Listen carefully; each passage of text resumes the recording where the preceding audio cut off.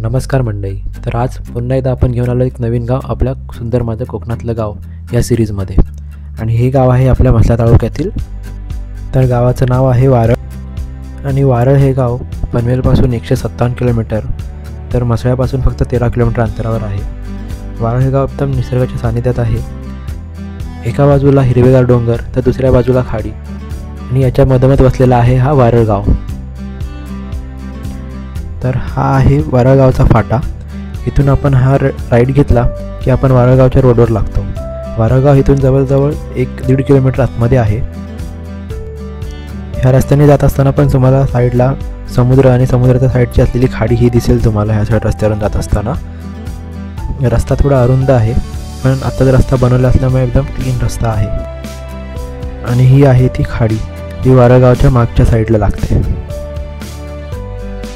जर तुम्ही हा व्हिडिओ बघत असाल आणि जर तुम्ही वारळगावचे असाल तर नक्कीच आपल्या व्हिडिओच्या मध्ये कमेंट सेक्शनमध्ये आपली गावची कमेंट करा. तसेच जर तुम्ही ह्या गावचे नसाल आणि हा आपला व्हिडिओ बघत असाल आणि तुम्हाला आपल्या गावचा असाच व्हिडिओ बनवायचा असेल तर नक्की आम्हाला कमेंटमध्ये तुमच्या गावचं नाव लिहून पाठवा. आपण तुमच्या गावी येऊ आणि असाच एक व्हिडिओ तुमच्या गावचासुद्धा बनवू.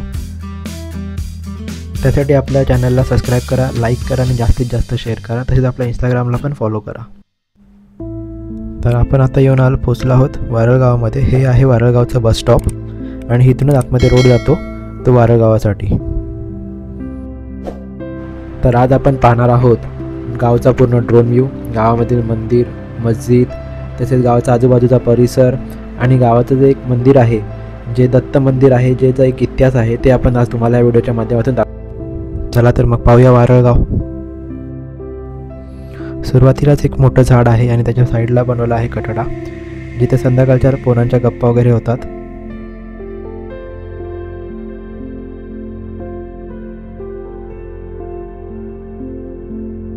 आणि त्या झाडाच्या साईडलाच आहे एक विहीर.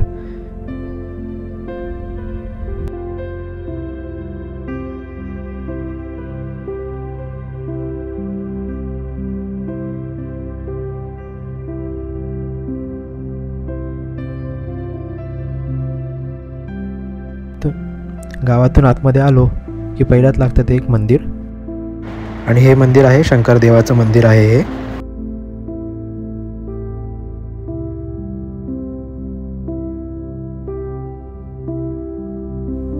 आणि हा सरळ रस्ता जातो ते म्हणजे होळीच्या दिशेने. गावामध्ये एकूण 400 ते 500 घरं आहेत आणि लोकसंख्या जर म्हटलं तर जवळपास 2000च्या आसपास लोकसंख्या आहे गावाची. गावामध्ये आगरी, बौद्ध, मुस्लिम आणि चांभार या समाजाच्या लोकांचे वास्तव्य आहे.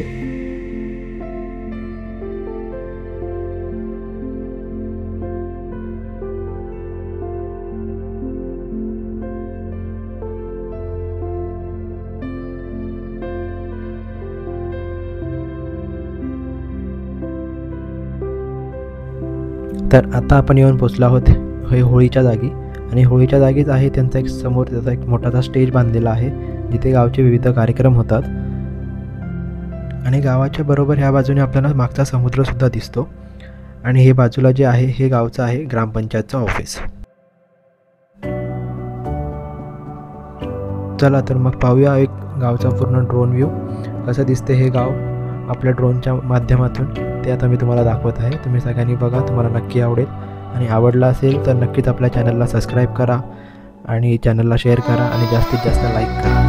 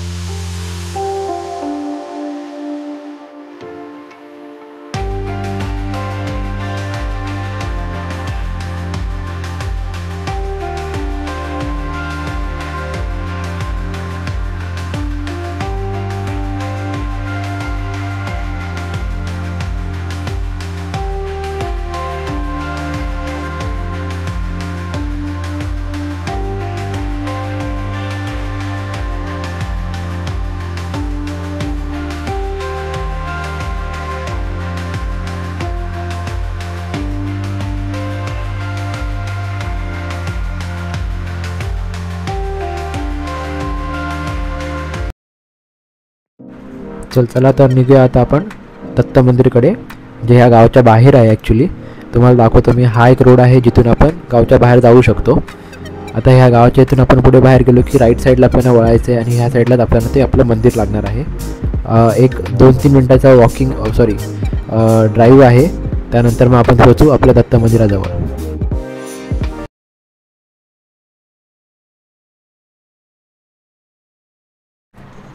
आणि आता आपण पोचलो आहे दत्त मंदिराजवळ. हा दत्त मंदिराचा एंट्रन्स आहे, प्रवेशद्वार आहे. इथून आतमध्ये गेलं एक 2-3 मिनटाच्या वॉकिंग अंतरावर आहे ते मंदिर. तुम्हाला मी दाखवतो आता. ह्या मंदिराचा शोध म्हणजे 1972 साली लागला. ते म्हणजे असं की एक लहान पोरं केदारनाथ त्यांना अचानक तहान लागल्यामुळे ते नदीच्या पात्रात जातात पाणी प्यायला आणि तिकडे त्यांना एक तेजोमय प्रकाश दिसतो. तो गुहेतून येत असतो आणि ते बघून त्यांना भीती वाटते, म्हणून ते धावत धावत ते बाजूला जे गाव आहे वारळ तिकडे जातात आणि तिकडच्या माणसांना सांगतात. आणि मग आणि तिथे बघताना मग तिथे दत्तगुरूंचा साक्षात्कार आणि अनुभूती आली आहे. तिथपासून हे गाव बघण्यासाठी आणि हे मंदिर बघण्यासाठी बरेचसे भाविक ह्या मंदिराजवळ येतात.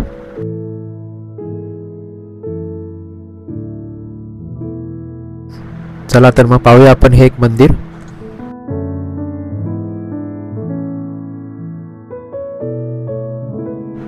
हेतून शिड्या आहेत ज्या आपल्याला इथून खाली उतरून जावं लागतं आणि ह्यातमध्ये इथे गुफा आहे आणि त्या गुफेचं रूपांतर आता मंदिरामध्ये करण्यात आलं आहे. आणि समोरच्या बाजूला नदीपात्र आहे, जे नदीच्या पात्रातून ते पाणी वाहत असतं.